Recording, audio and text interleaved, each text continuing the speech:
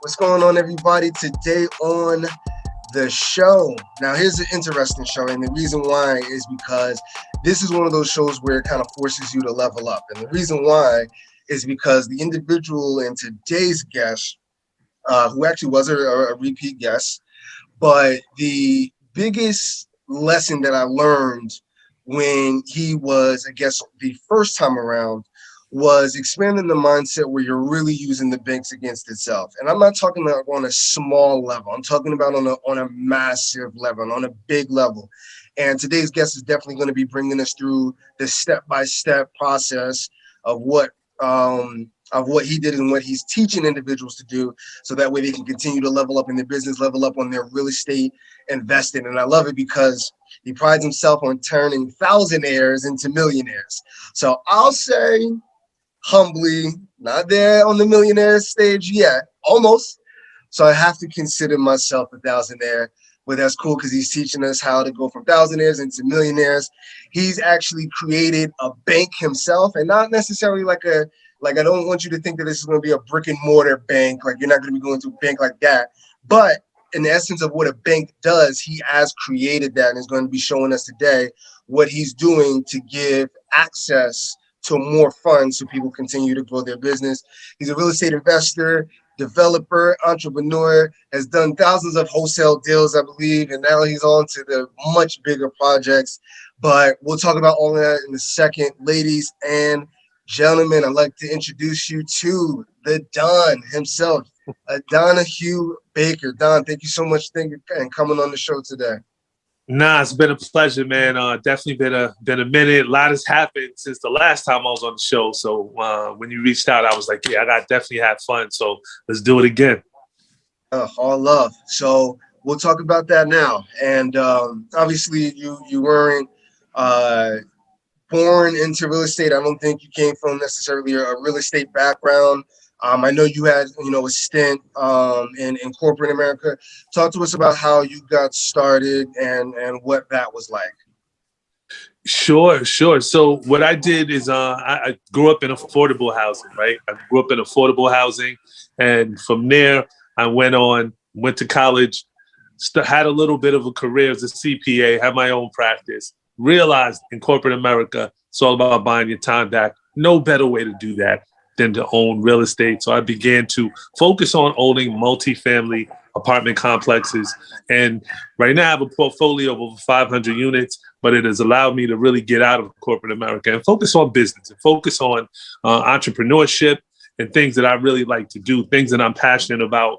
And that's where, I guess we'll talk about it a little bit later on, where I've kind of transitioned from real estate, still doing real estate, but real estate is, to me, boring, right? Boring in the sense of I'm at a point in my life where property managers do everything for me.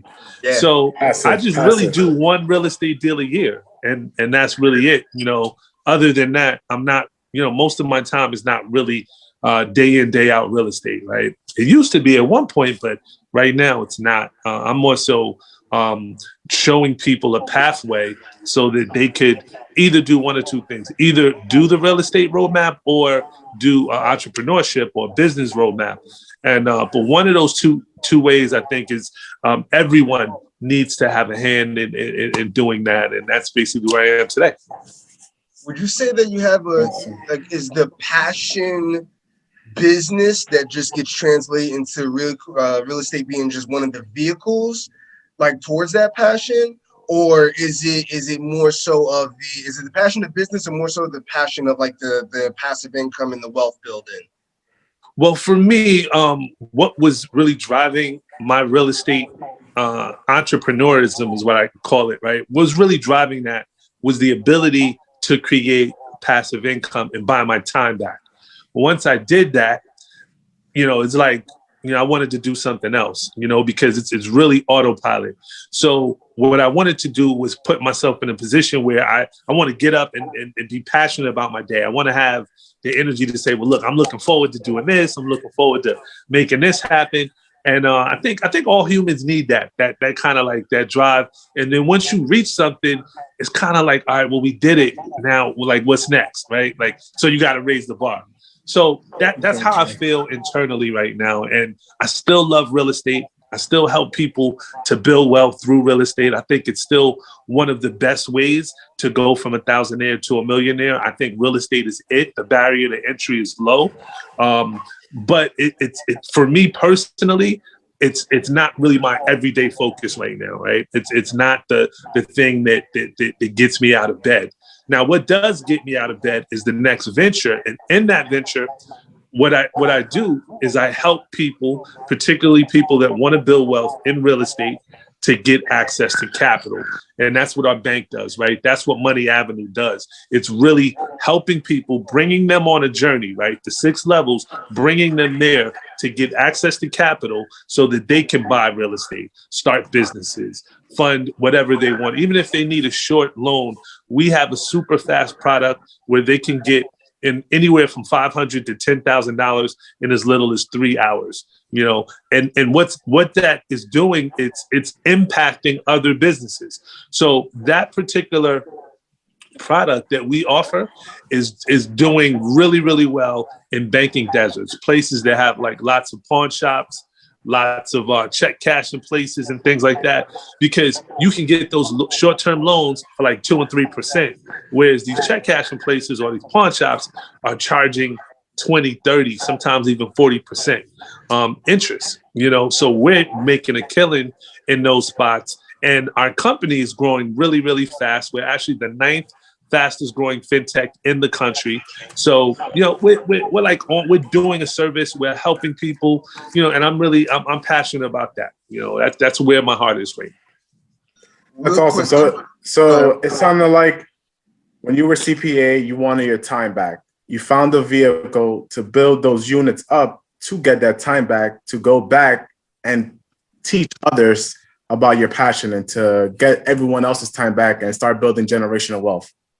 That's really the key, John. It's really about putting yourself in a position where you dictate what you want to pursue and how could you best utilize your God-given passions and talents. You know, until you get there, I say real estate is still the lowest barrier to entry that anyone can do. So that's why I talk so much about real estate. But you know, you have to have the mindset to say, I'm going to do this for the passive income of it, right? Not to you know, when you wholesale, it's like you're just wholesaling. Like there's no passivity to that. When you stop wholesaling, your money stops. So that's really why I'm out talking to people saying, look, if you wholesale, hold on to a couple of your deals that can create income for you, particularly multifamilies. Hold on to those, create that passive income, even if it's $1,000 extra a month, right? My goal is just to do one real estate deal every single year. I still do that to this day. Basically, if I continue to do that, I'm guaranteed to make more money this year than I did last year for the rest of my life. That's basically why. We always start in and we're about to jump into like the real nitty gritty on here, because I love the ability of being able to scale, because like even where, you know, kind of me and John are at now, and combined we're at about like 25 units like combined, but now it's like, you know, it's like, what's the next move? Like the easiest answer is always, okay, let me just pick up the next 3, the next 4.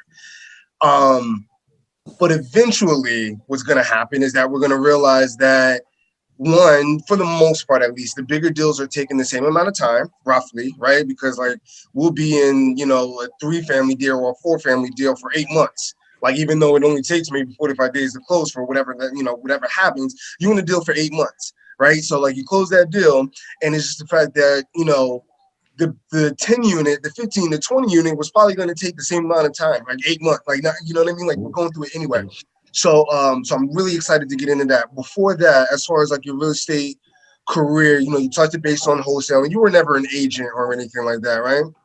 Nah, I really just was always buy and hold, you know. I mean, I touched on so many multifamilies or like multifamily. Like I started doing 4 units and under.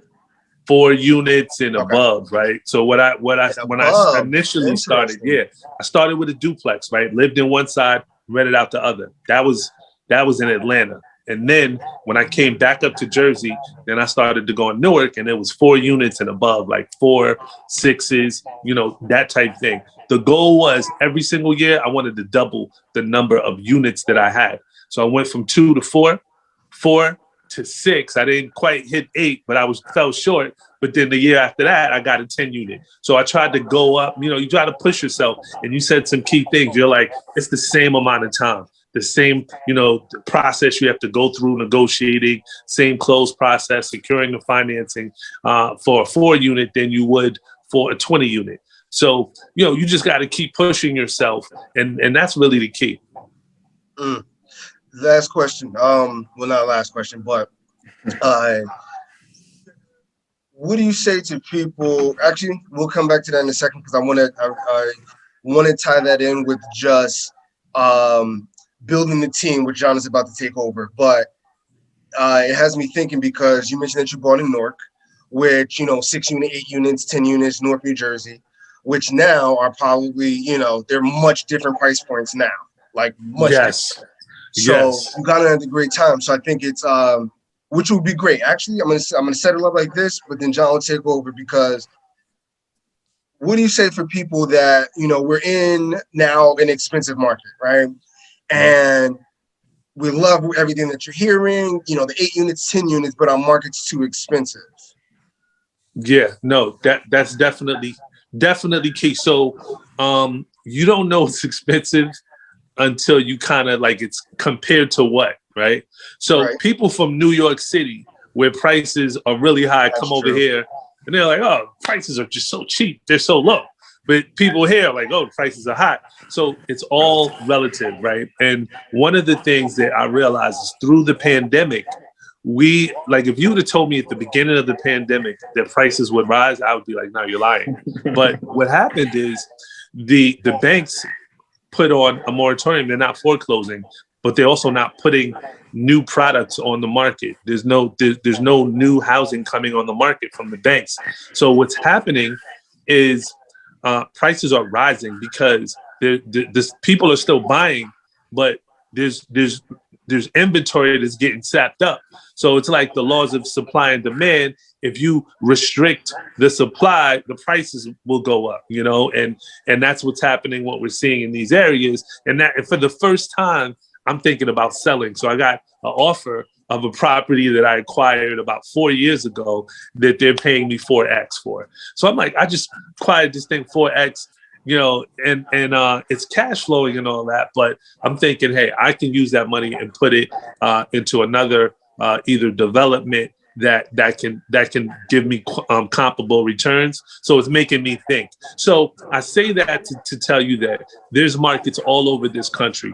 So if you live in a market like New York that you feel is too expensive, go to another market, right? Come to Jersey or something that you feel that it's not. And if you live in Jersey, down south is even cheaper than Jersey, right? Because a lot of people, jobs are going down there, our population is going down there. So, you just have to find a market that you feel you can make an impact, right? That's the key. Where could you go to get velocity? Where could you go to get value add deals? And I think that's really the opportunity that we need to be looking at, just instead of confining yourself to a certain geographical area.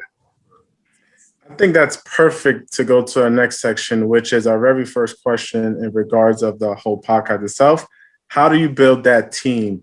And what does that team consist of? Because you mentioned going to another market. Of course, a lot of people may be scared to go into another market they're not familiar with. But with a team, of course, anything is possible. Talk to us about a team. Team is everything. Like the part of the reason why I have such a big portfolio is really the team, particularly my property management team. They're the ones that are out there dealing with tenants, taking phone calls, doing repairs, the stuff that really kind of the day-to-day stuff, the real work, I like to call it, right? So you definitely need people along the way that can help you. And if you're looking to go into another city, one thing that I did when I was first looking in places like Florida or in Georgia, Atlanta, what I did is I basically reached out to brokers, people that had the volume of deals, right? You heard of Pareto's principle, the 80-20 rule, where 20% of the brokers get 80% of the deals. Well, if you know those 20%, you're going to have a steady volume of deals and opportunity. So I made it my focus to contact them, make sure that, I knew their birthdays, and, I would send them like gift baskets, just make sure I was on their radar. So when they had a pocket listing, I was one of the first 5 people to get that pocket listing. And I made sure that I was able to close, make sure I had my funding, my financing in order, everything in order. So it was like, no, when you give me a deal that I like, that my criteria, I'm going to, it's not going to be a wasted effort, and that's the mentality that I took when I was looking to go into a new market. Yes. Is it safe to say property management is number one because maybe they can connect you with all the other pieces, or what do you think? Number one? Okay. Property management, I would say, is right up there with the brokers, right? So I would say number one, when you're an owner, property management is number one. But when you're trying to break into the market, you still need property management, but you can ask them for referrals because the property managers know what properties, especially if it's a property they're working on, they're in direct contact with the owner. So if the owner is getting frustrated, like, oh man, I want to sell, usually the property managers know that before the brokers. Because by the time the owner is like, man, I got to sell this piece of property, he's going to let the property manager know and then reach out to the broker. And then the broker's going to get it. So if you can be cool with a property manager, that is a pipeline for you to kind of, skip to the front of the line. And the property manager might peep you to an opportunity. And that way you can be in direct contact with the seller. You can eliminate a middleman. When you got a broker, the incentive of the broker is he doesn't want to put it on the market and do a lot of work, but if he wants a higher sale, like, there's an incentive for him to get a higher sale price because he gets a bigger commission, right? But property manager, the incentive is not there. So he just wants to maybe keep the job or stay on board. So if he brings you a deal, and y'all have a good relationship, I've gotten deals like that before, right? So if you have a good relationship, you keep the property manager and you also get a property that didn't even go on the market. Like you beat the broker, you beat the people bidding up the price. So, a lot to think about there, but definitely property manager is key. Interesting. I like that. Like just property manager, and broker. If you're just tagging both of those, which makes so much sense, right? Because even as an agent, when, my clients are struggling, if we're trying to find inventory, then I send a blast text out to all the agents that done deals in the past 6 months that are multis. And, sometimes you're able to come across things that are off market. So I totally get that. All right. So let's those are the best deals, though, the off market deals, because it's just, it tends to compare. It doesn't compare. And the biggest thing is because I think people focus on price, and yes, that is key. Don't get me wrong. But I think the biggest misconception is that an offer is comprised of both price and terms. And when something's off market, you're able to get the benefit of being able to work with the price, number one. The seller could still work with and still want top dollar, right? And I think that's the misconception. Everybody thinks that that the seller just won't want top dollar or anything like that. That's not necessarily the case. Obviously, it's a lot more easier to negotiate a price, but more importantly, I think you're able to set up terms that benefit you and set up a transaction where and I've been saying it a lot recently, especially this year, the culture of the transaction. I think a lot of people forget that part, and you're going into these deals where they become nightmares. I mean, granted, for their really strong deals, it just is what it is.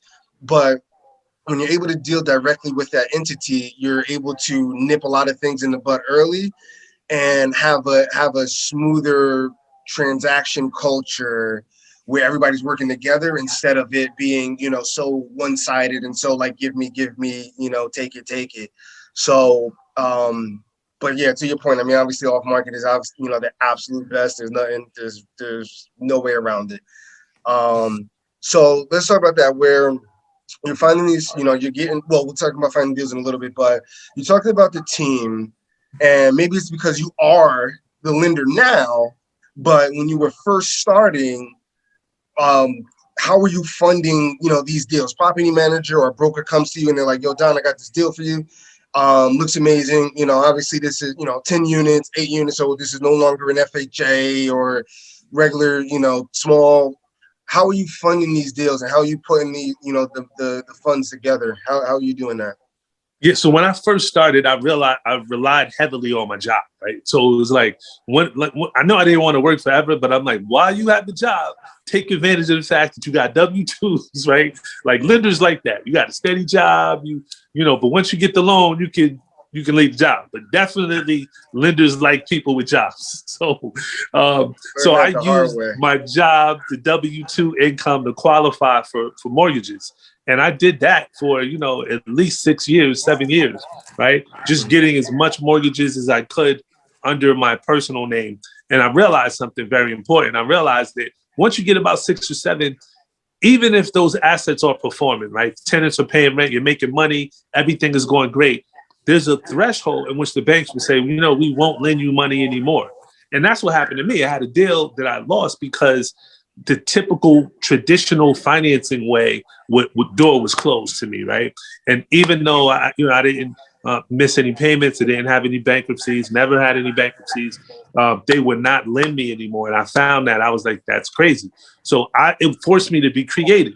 And one of the things that I discovered was business credit, setting up different LLCs, setting up a series of creative financing techniques that allowed me to kind of bypass the traditional ways of getting a mortgage and getting debt service from a bank, right? So that was something that I learned along the way, and then I began to just understand the power of the LLC and the fact that you're not limited when you buy properties under an LLC because you can have an infinite number of LLCs, right? Talked about people like Donald Trump, who has over 500 LLCs. The reason why he does that is so that he can leverage each individual LLC for different purposes. And that's when I started to study the people that really build wealth. That's how I started to patent my ecosystem and create literally an ecosystem of LLCs that fund themselves and create revenue within themselves, right? So I have the LLC that's like everything is separate. Each of the properties that I own has its own LLC. Then I have a separate LLC that just does management. I have another LLC that just is like a holding company that just is basically it's a where all the rent collection goes, right? That's where nobody can have access to that LLC because it's a Wyoming LLC that I don't want people to know, right? So the point is that you have to set up your own ecosystem that works for you, right? And it matters the state that you incorporate your LLC because there's certain laws that come into play. It matters what type of structure that you use. All of that matters in the sense of how you.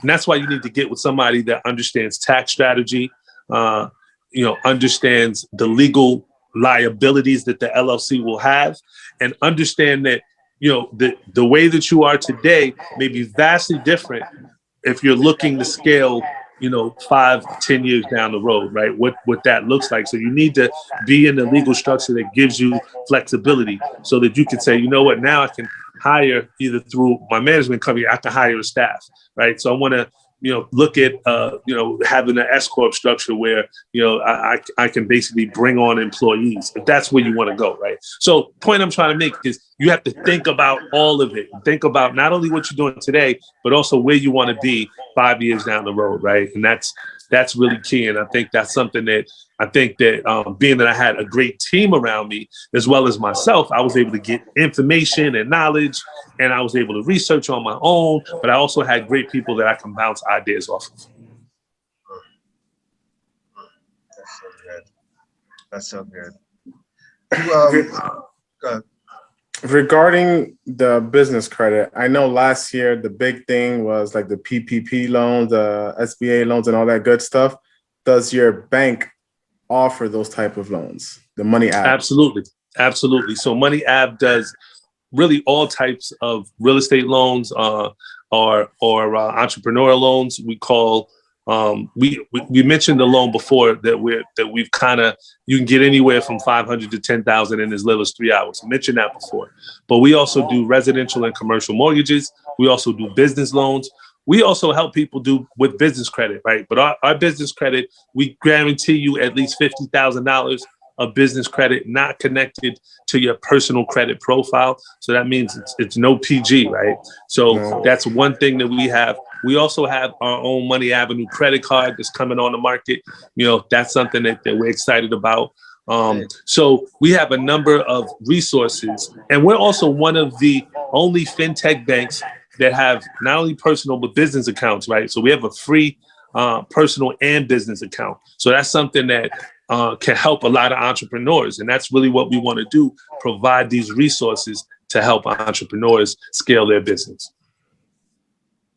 What type of,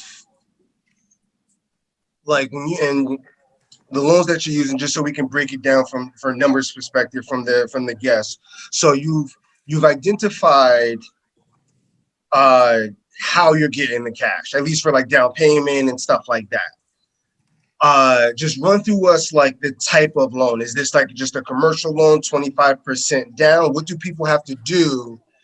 Or how much money does somebody have to put down on these types of properties?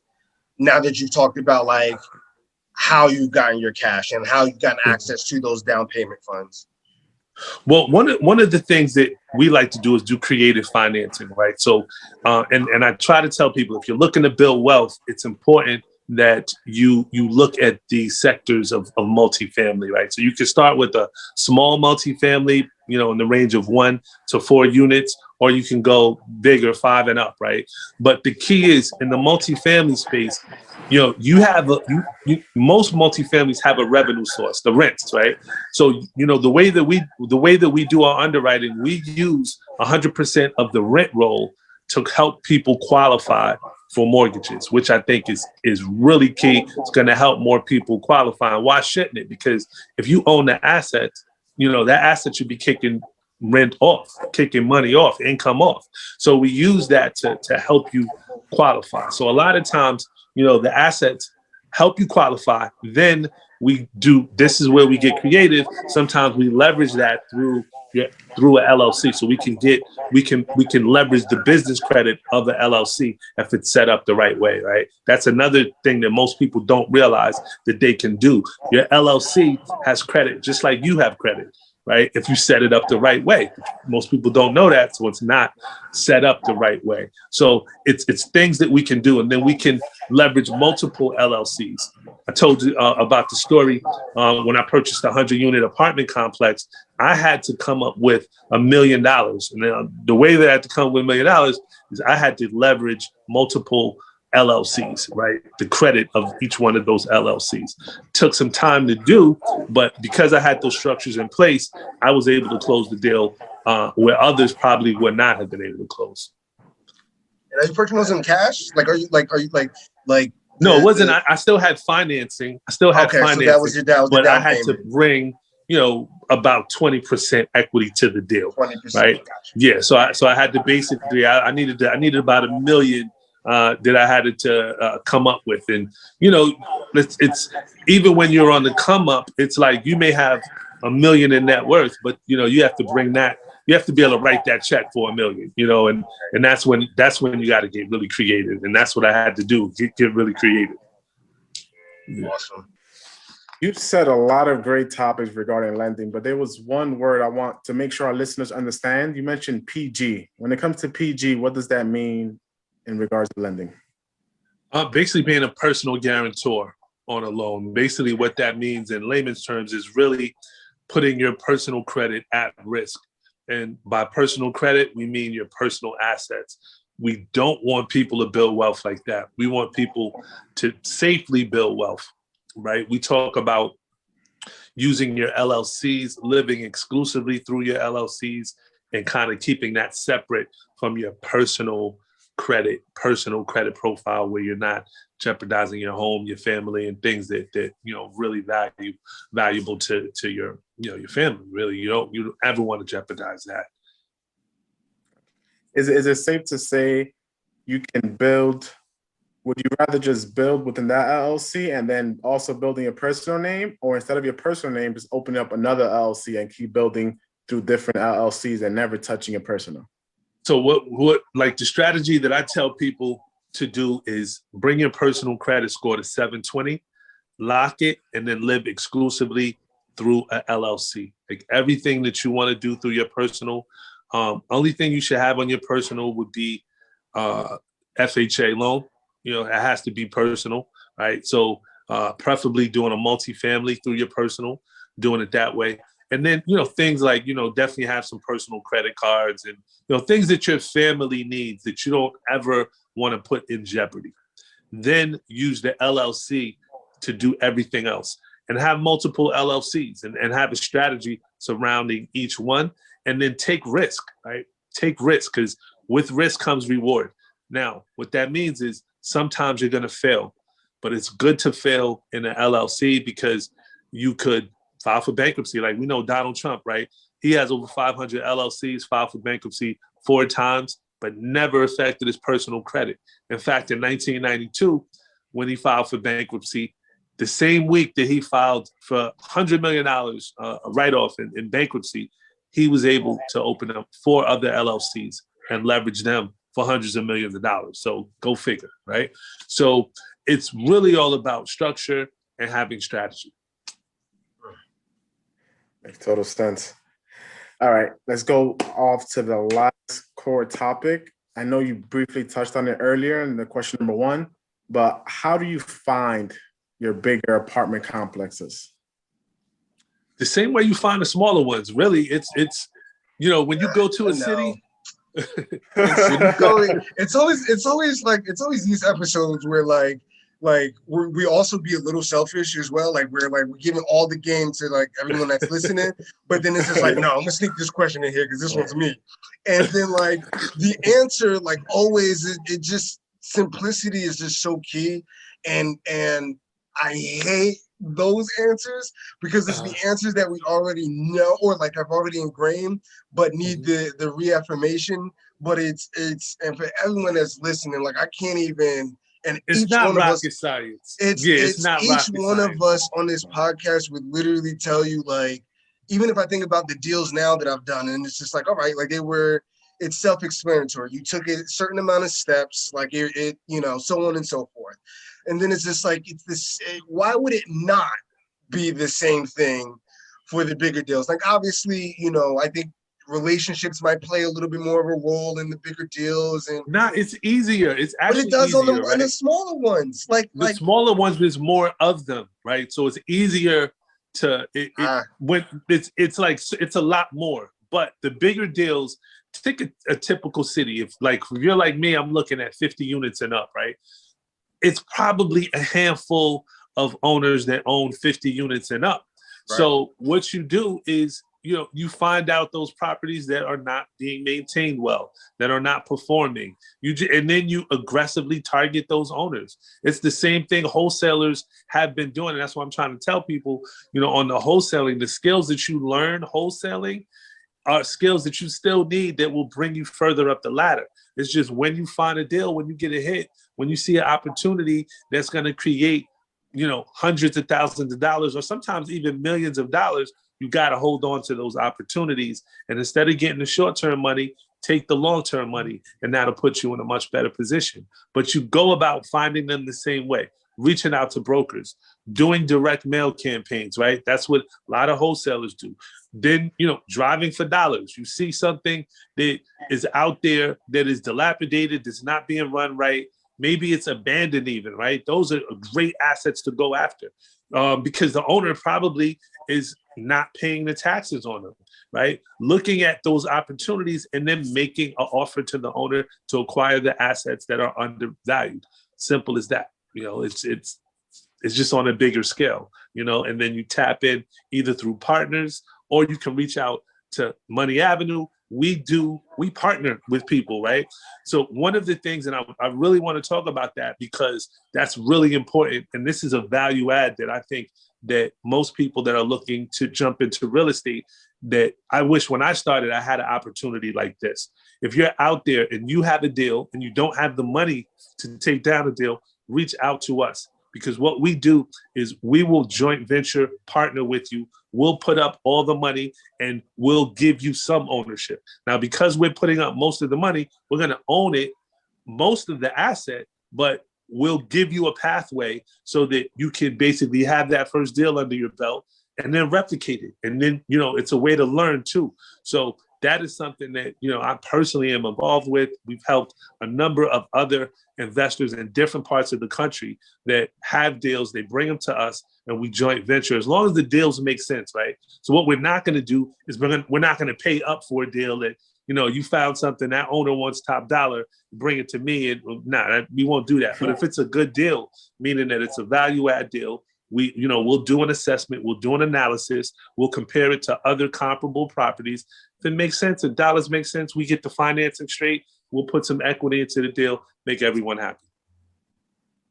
I like how you mentioned that, you mentioned like the skills of wholesaling. And I think more than ever, I think people that think that one, you're a real estate investor first. Wholesaling, flipping, buy and hold, they're all just exit strategies. And I think people get so stuck on the, which makes sense, right? Because it's the same reason why, like, globally there's this wealth issue, right? But like, obviously there's a lot less people that have jobs and a lot less people that have wealth, right? Because it gets on we get on the treadmill, right? The carrot's in front of the horse. Next paycheck, next check, next whatever the case, that's it, right? Instant gratification is how we handle food. It's how we handle, everything else. Like instant gratification, let's get the check first. Like the future will never be here. Like we'll handle the future in the future, even though like we're planting the seeds now. And I think people just think that like, oh, I want to be a wholesaler. And it's just like, well, no, you actually want to be a real estate investor, in which wholesaling is just one of those just extra strategies. And then however you set your criteria, like if I can only make, 10 grand off the deal, then I'll wholesale it. If it's, if I'm getting that 65% ARV, then I'll flip it. If it's a multi, then I'm definitely going to hold it. However your criteria is set up. But I think it's so misunderstood that wholesalers are literally, not even wholesalers, but the dollar per hour work is in finding the deal or building the relationship so that deals can come to you. And your job as a real estate investor is literally to go like this or to go like this. And that's literally like, that is your job. Because then everything else will fall into place per se, right? Like you sign some papers because of for the lending portion, you do, all that other stuff. It doesn't matter unless you've either said yes to the deal or no to the deal. And I just wanted to point that out because you hit it on the head when you're talking about wholesalers just developing that number one skill. And I think anybody that can market like a wholesaler, anybody that can 5 deals, if you are a wholesaler, a successful wholesaler, there should be no reason why you literally can't retire in like, in 2 years or 3 or whatever the case.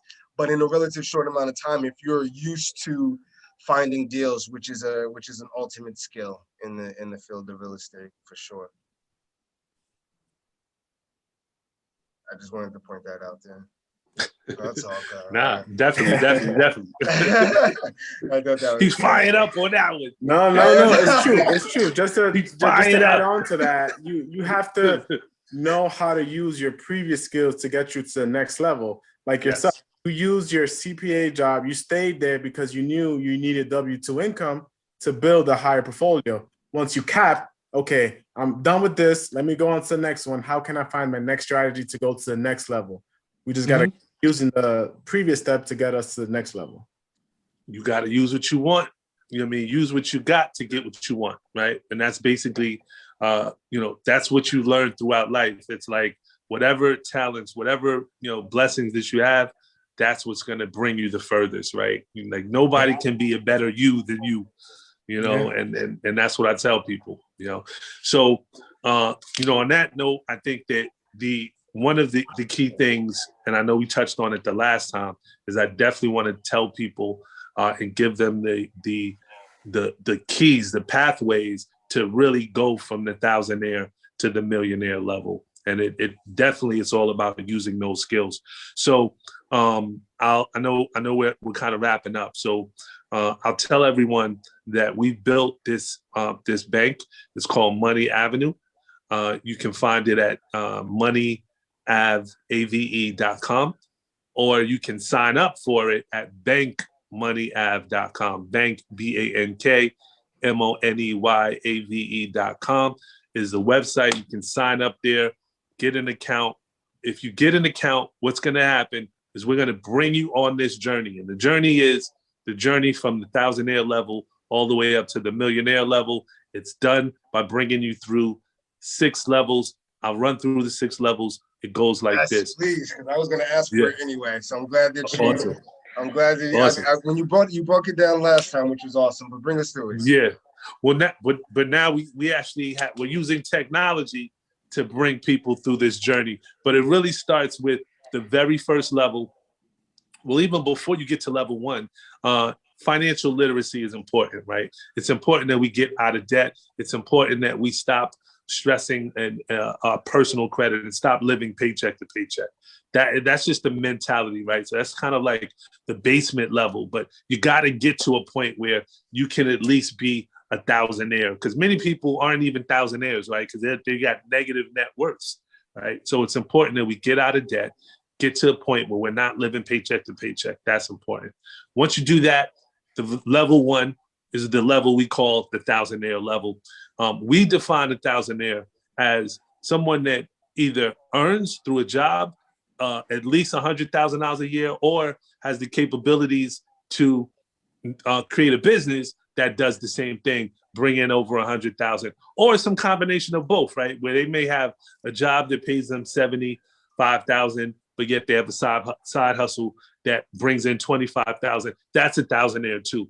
Thousandaires are special people, because what we realize is that once you cross that threshold of earning $100,000 a year, what I've found in over 10 years as a CPA is that people never go back. Like, even if you lose that job, you figure out another hustle, you figure out another way to earn that income.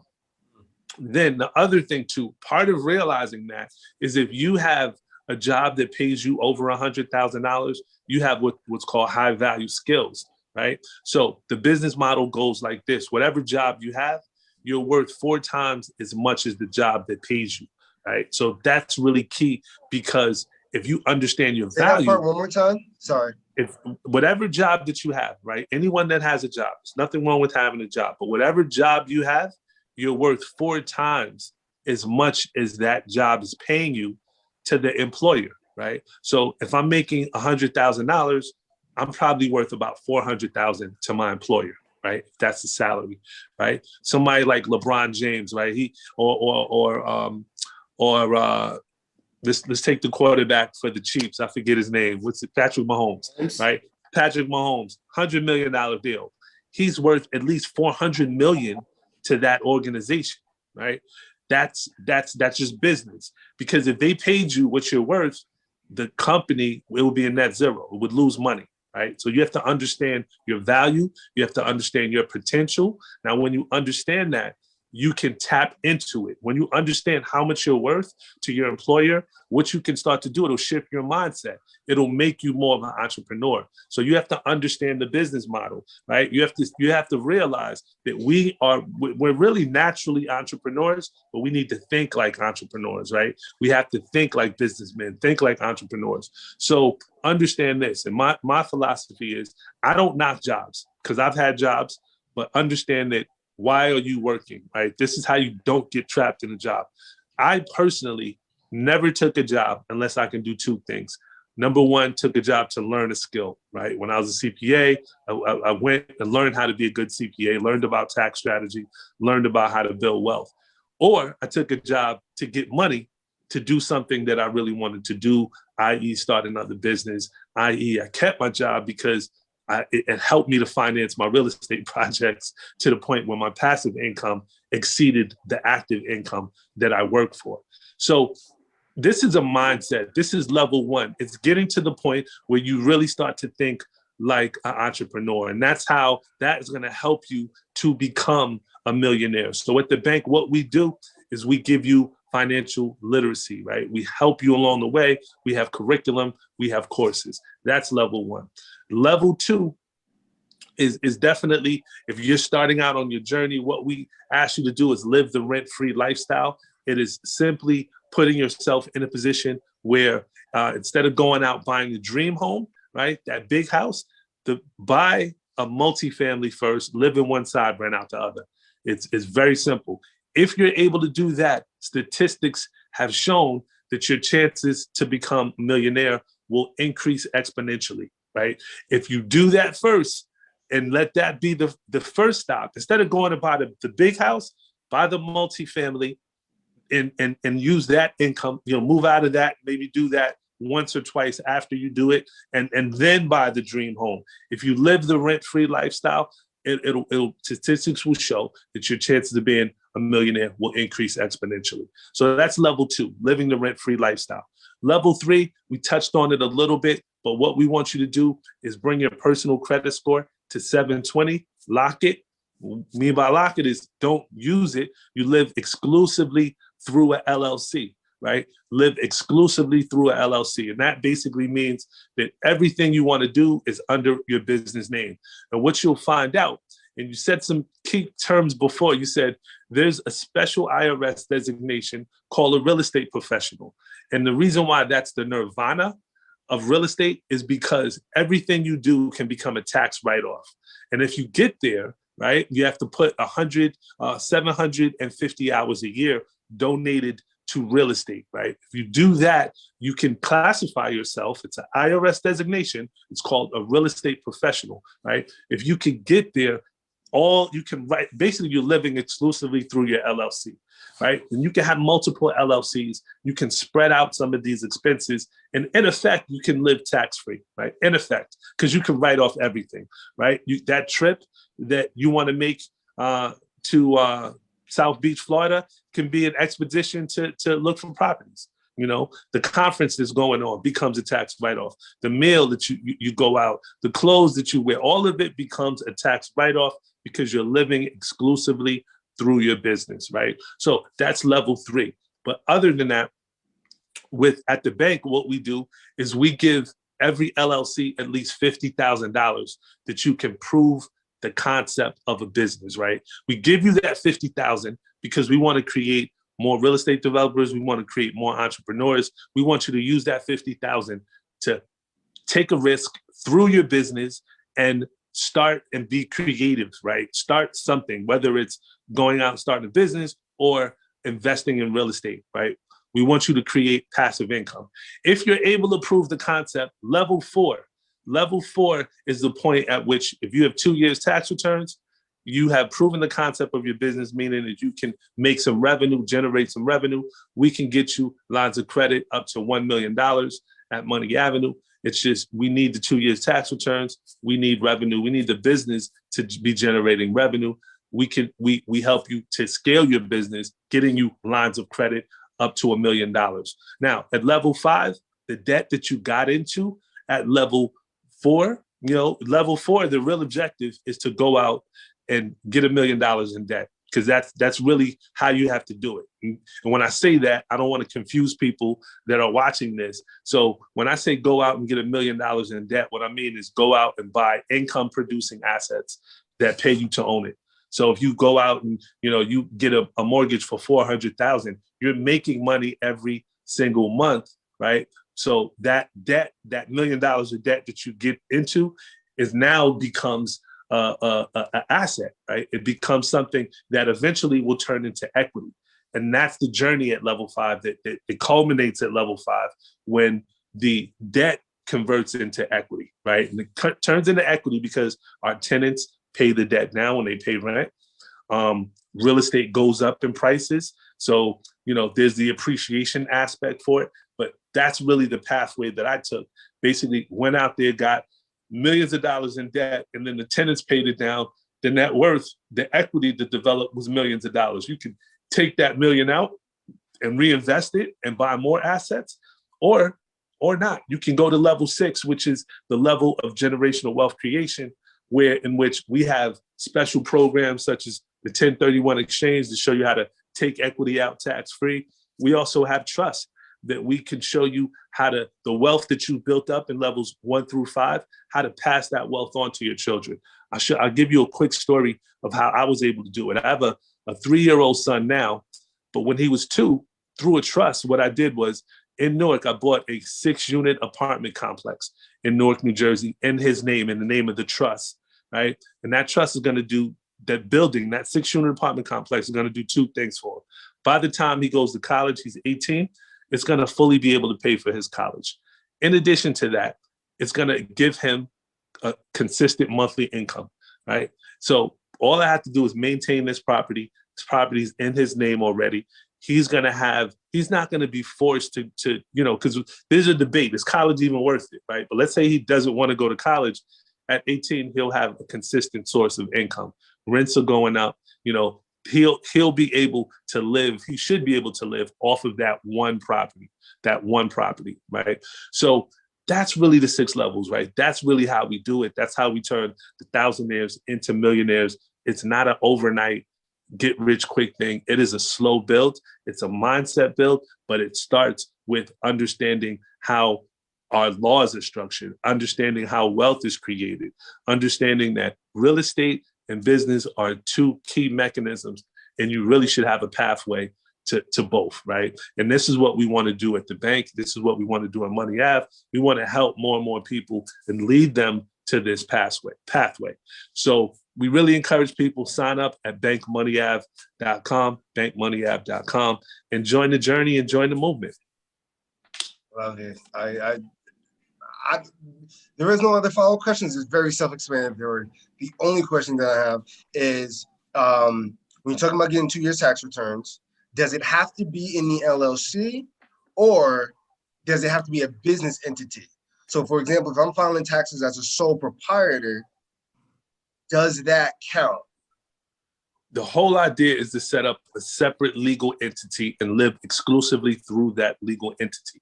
So as a sole proprietor, if you're not set up as an LLC, you're still not protected. They can come after your personal assets as a sole proprietor. So, but as a completely separate legal entity, you have additional protection, right?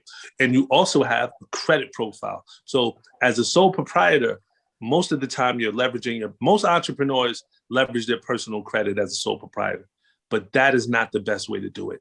The best way to do it is leverage the LLC, the assets of the LLC. So when we say go out and get $1 million in debt, it's through the LLC, not anything to do. We want you to lock your personal credit at 720. The reason why we want you to lock it is because 720 is a great score. If you can get higher, it's even better. But when you lock it at 720, you're not out there putting things on your personal credit. You're not being a PG. You're not leveraging your personal credit. Everything should be leveraged through your business and ultimately be a tax write-off to offset income and profit. Another selfish question before the core 4 to wrap it up. I do have LLCs and I do have 2 years tax returns that show income. How much income are we talking about that needs to be shown in those 2 years tax returns? Well, it depends on how much money you're trying to get. So what I try to do is I give a benchmark and say, look, if you can make 60 to 70,000 through an LLC, you should be golden. 60 to 70,000 should be enough to leverage $1 million in credit. You have the 2 year tax returns, you're showing in that range, you should be able to get $1 million in credit easy, at least through us. We definitely will help many entrepreneurs to get lines of credit. Okay. And leverage. That's the name of the key, leverage, and then buy income producing assets. Now, along with that, it's also buying an asset that has some income producing potential. We're also using that income to qualify you as well, right? So it's a double-edged sword. But the idea is at level 4, when we say go out and get $1 million in debt, it's going out buying real estate that pays you to own it. Simple as that. It's a great trade-off. You buy something, you get in debt, but the tenants pay the debt down, and we give you the money to go out and buy it, the assets. Yeah, if I add back depreciation, all those typical write-offs that you can add back during a loan process, then I can hit that mark. So then we definitely got to touch base after. Awesome. Yeah, that's the name of the game, brother. All right, let's go on. I know your time is precious. I don't want to take up too much of your time. Let's go on to the core four. Number one of the core four, what's your favorite aspect about real estate? The income potential. Like, I don't like the repairs. I don't like getting calls. I don't like my tenants saying, stuff needs to get fixed.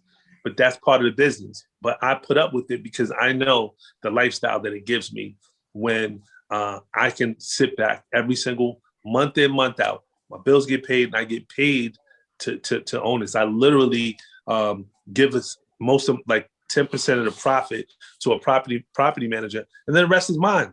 Right, the rest is mine to do whatever I want and start businesses, buy more properties, support my family. I can do that all. I can stay home. I can be in charge of my own time. That, to me, is just freedom. It's financial freedom. And it's something incredible that I want other people to experience. So that's why I talk about real estate. But for the most part, like, I've been doing this for a long time, and it's not the pursuit. It's the fruits of the labor that it gives you, So that's really what I want people to understand. If you're looking to build generational wealth, think about real estate. Learn as much as you can. Get into the market. As long as a property is making money, get it. If it's making money, get it. Even if it's 500, 300. As long as it's not taking money out of your pocket. If you can keep accumulating properties over the long run, you're going to be in a much better position. I like it. The next question is, what's your favorite business or personal development book? Get my Amazon cart open. Hold on. You know what? I'm reading a book right now that I really love, but if I forgot the name of it, let me go into my. You mind if I go into my? Yeah, go. I'm really enjoying it. Hold on one second. Do your thing. I love it. So yeah, that's so good. Yeah, I'm actually. Right. So it's. Could you hear me? Yep. All right. So I'm going to tell you. I'm reading these kind of wealth political books. One of them is called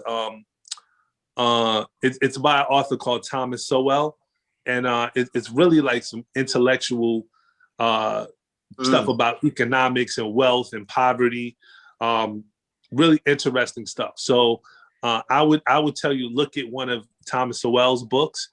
I also just finished reading a book called Why Should White Guys Have All the Fun by Reginald F. Lewis.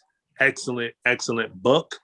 And I'm going to start for the real estate people. It's always, I don't really read a lot of real estate books, but I do like, hold up. There's a book called The Color of Money. It's by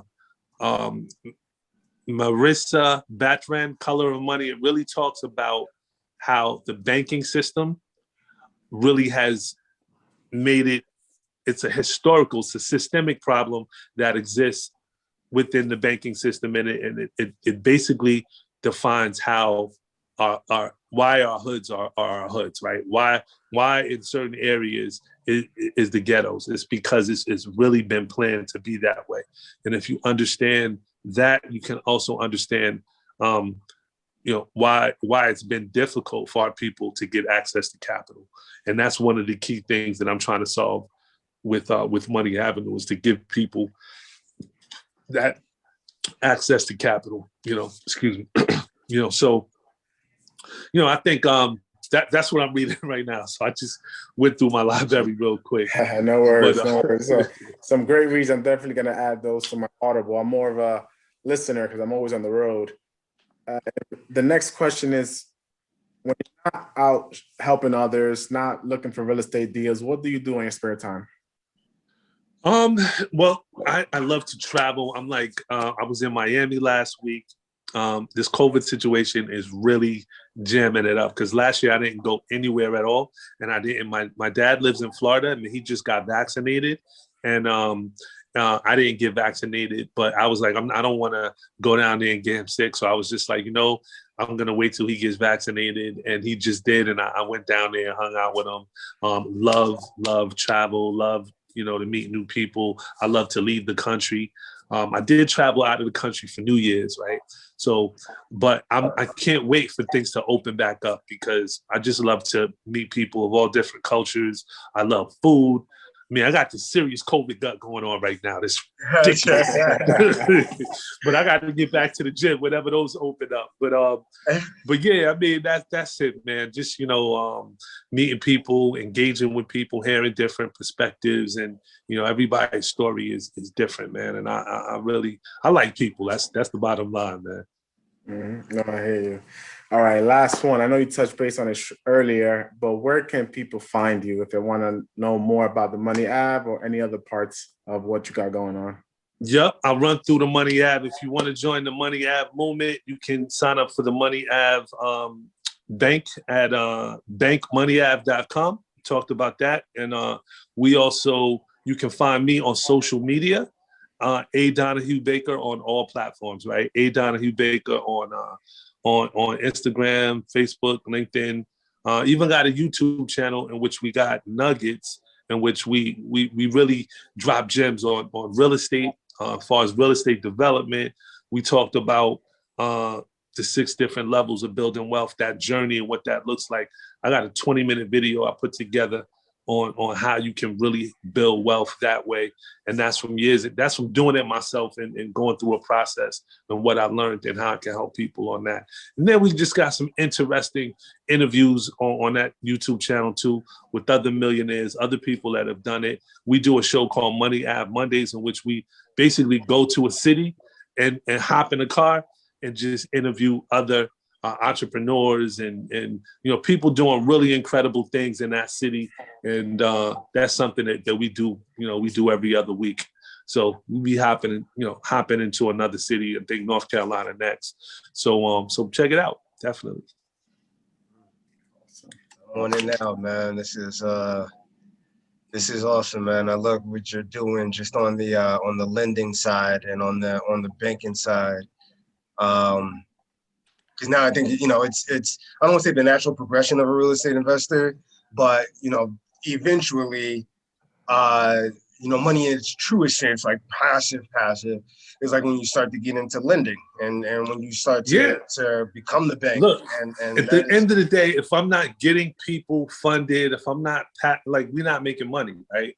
Ultimately, if you want to say what's in it for me, my goal is to create more entrepreneurs, create more real estate developers, get the wealth in our community and pass that money around in our community so that our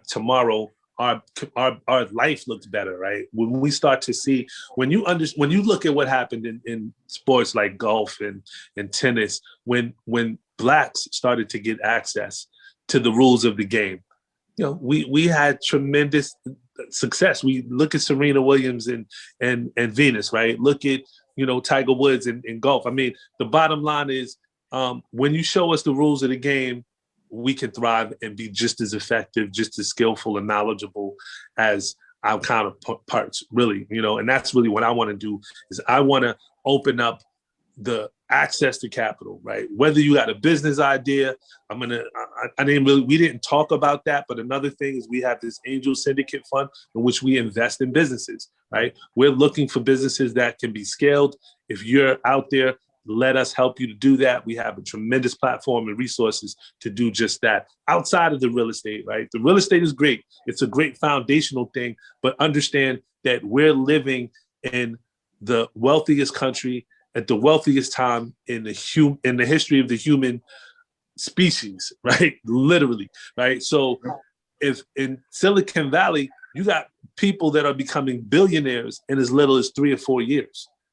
They have an idea, they start a business, and then some deep pocket investor funds them, and in 3 to 4 years, they're a billionaire. We're seeing that happen in this day and age, right? So what I want to do is make sure that our community has those resources. So if you have a business idea, whatever, it's something like that, we, as an angel investor, what I do is I fund startups. right? So I've invested in a couple startups. I'm always looking for something that is innovative, something that has the potential to scale. And that's really what we want to do at Money Ave is give that next level entrepreneur an opportunity. We say AVE. A is access to capital, access to knowledge, access to education, right? And then the V is the vision to create generational wealth. And then the E is what it's all about, entrepreneurship.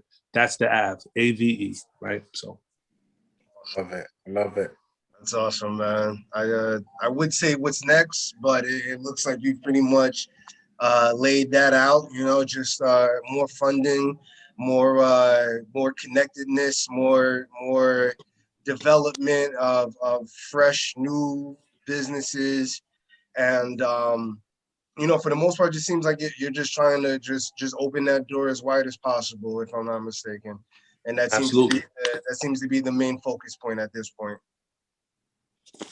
Love it, man. Love Absolutely. it. Love it. I'm good on my end. John, you straight?